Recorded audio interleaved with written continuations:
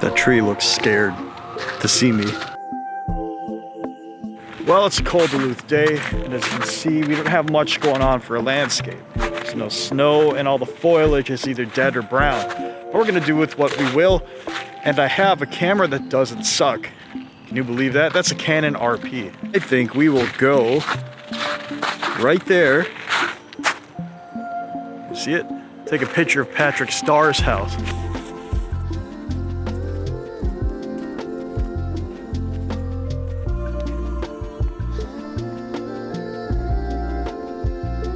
The camera's really cheap right now. Like if you've seen it on the market, it's floating at sub $1,000. In fact, I picked up this one with 4 batteries and this lovely case for $500.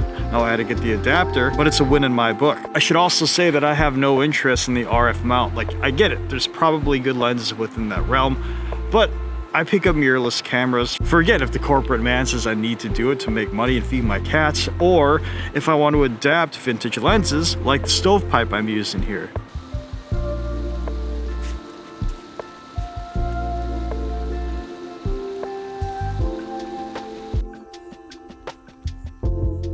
And like I said, I wasn't really looking for the Canon RP per se. Like, this is a camera that's never been on my radar.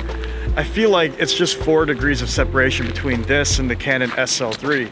Like, I get it, this is a full frame mirrorless and that is a crop sensor DSLR, but I feel like when the R and the RP for that matter were released, Canon was just trying to make their introduction into the mirrorless market, which they were pretty late at, and their specs weren't really there, especially when compared to cameras of the time coming from Sony and Panasonic. So they were just kind of playing catch up with the RP. But it's not to say the RP is a bad camera by any means. It's just kind of standard all around. But being average is fine. Just ask any of my ex-girlfriend.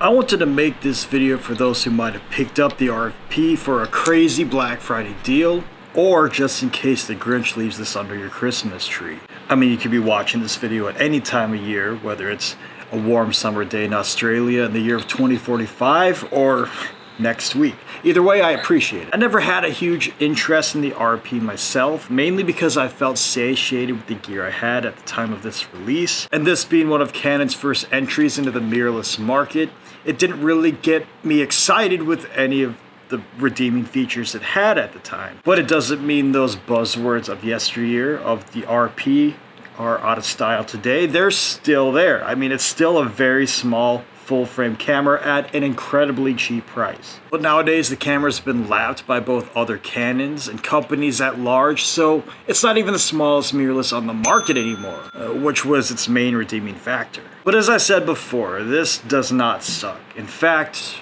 it's at least average, but awesome when we're talking Canon standards. Now, aside from the cheap price, I kind of needed a camera fitting these exact specs for some upcoming jobs where, as I've stated, it's in the contract that I need a full frame camera with at least 24 megapixels, which I think is an asinine requirement.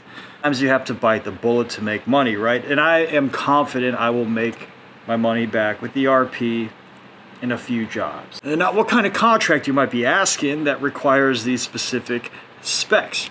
Well, it's real estate photography, which I built a great setup for, and I kept it within a reasonable budget, I think. And now, as I said, the Canon RP itself cost me $500. It came with 4 batteries, a nice luggage bag that I probably won't ever use. The live adapter itself was $100. The lens I'll be using is a Tokina 14-28. I'll go get it.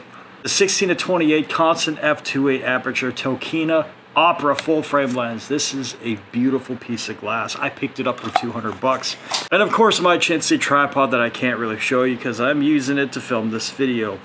That's priceless. You can't buy a dirty tripod like mine on the market. Aside from real estate, the RP will serve as my main photography camera for a while across all the mediums and gigs I do. The dynamic range is great with it, even when we're talking low light shots. Coming from a micro four thirds sensor, which again, I feel like I could get most of my work done with it.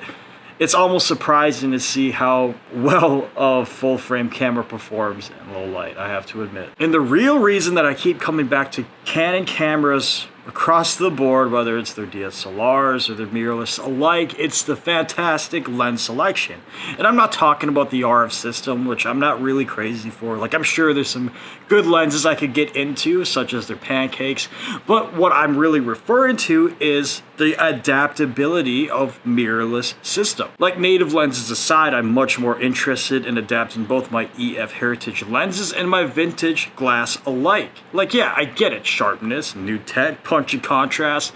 New lenses, cool. I like my lenses with dents, dings, quirks, dust. Storytelling doesn't always have to be so squeaky clean and formulaic. Like, I mean, I get it. You gotta make your money, corporate gigs sometimes call for it, and maybe photojournalism, you need that sharpness with quick, snappy autofocus when you're in the field, boots to the ground kind of stuff. But at the end of the day, photography is still an art form, and I like to express myself. And what better way to do it than with dirty old lenses, right? The RP doesn't do anything extraordinary that its competitors do around the same price point. Like, aside from being a tiny camera with a big sensor at a decent price point, it does absolutely everything just good enough to be a solid workhorse camera. And I know I've said that in like 4 other videos these past couple months, but it's true. And especially if you're more on the photo side of things, you really don't need a whole lot more than what the Canon RP offers in like 90% of your instances. Let's talk about video, because this is still a good hybrid shooting camera. I didn't say great, but good. You get dual pixel autofocus, which is limited to full HD, upwards of 60 frames per second. The 4K is nerfed on this, like Canon does with most of their cameras, stuck at 23 frames per second with the punch in 4K without dual pixel AF. This camera also doesn't have any in-body stabilization, but I really don't expect it to, because again, it's a big sensor camera in a small body, so there really wouldn't be much wiggle room for that sensor anyways. And just expect your basic bit rates. Again, 4K, 420 at 8-bit at like 100 megabytes per second. It's workable, right? It's fine, especially in the right hands. And let's talk about some good things that this does on the motion picture side of things. Again, all of those specs that I just said might be negative to some people, could be positive depending on where you're coming from. Also, the camera does have dual pixel autofocus in full HD if you need that snappy focus. It also has a mic jack and audio input, so you can monitor your audio levels in the field. In the right hands, the RP could be used for some good stuff on the video side of things.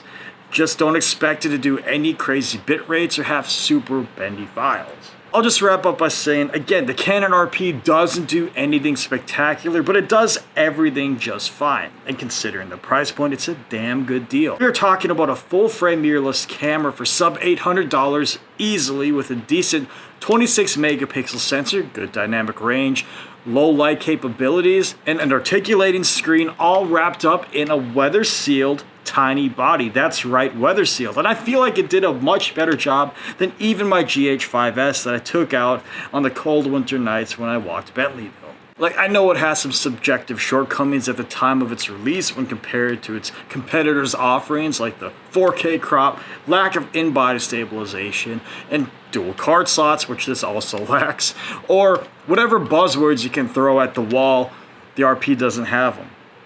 But if you just get out and use this camera, you'll feel how solid it is.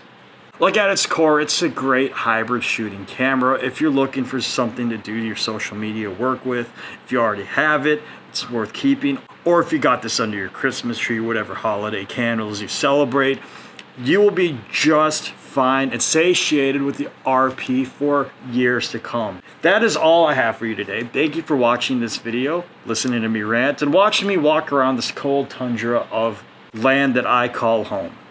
Subscribe. Find me on Instagram at Matt's Notes. I love all of you, and I'll see you next time.